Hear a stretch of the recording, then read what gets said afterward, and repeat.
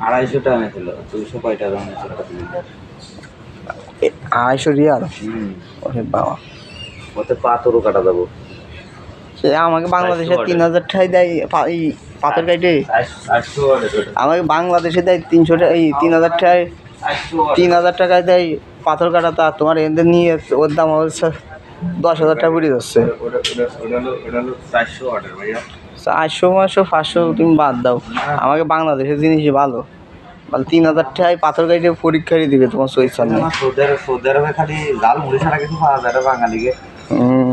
লাল মরিচ আর এর একটা বেলিন্ডের দাম, ওরে বাবা, এই যে তুমি যেটা কইছো ওই দাও, ওই যে 269 রিয়াল।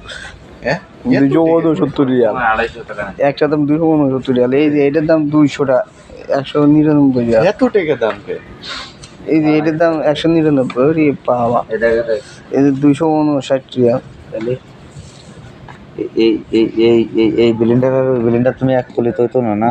আরে ভাই, এই বিলিন্ডার বাঙালিকে বাঙালিকে বেলিন্ডারের পাওয়ার বেশি রে ভাই।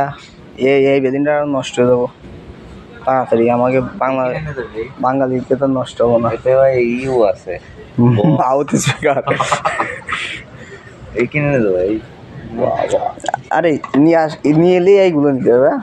এই দেখো, এর একটা নিয়ে গেলি, এর একটা কয় কেজি ওজন? হ্যাঁ,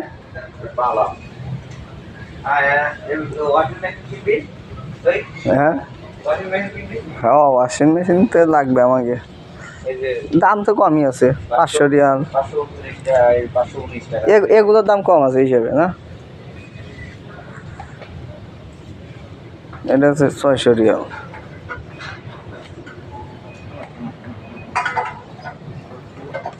তারপরে আমাকে বাংলাদেশে কিনতে গেলে আরও কমে কিনতে পারবো, ঠিক আছে?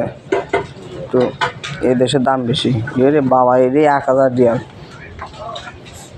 969 রিয়াল।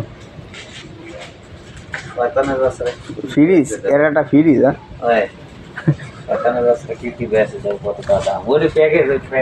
হ্যাঁ, 109 রিয়াল এইটুকটা।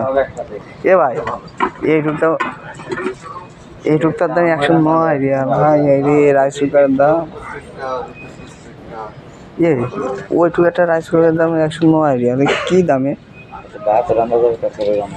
বাংলাদেশেই তো তাই। আমাকে বাড়ি আসে না, আমাকে 2200 না 2500 টাকা একটা নিচে, তাই সব কিছু করে, গোশও ফাঁকায়।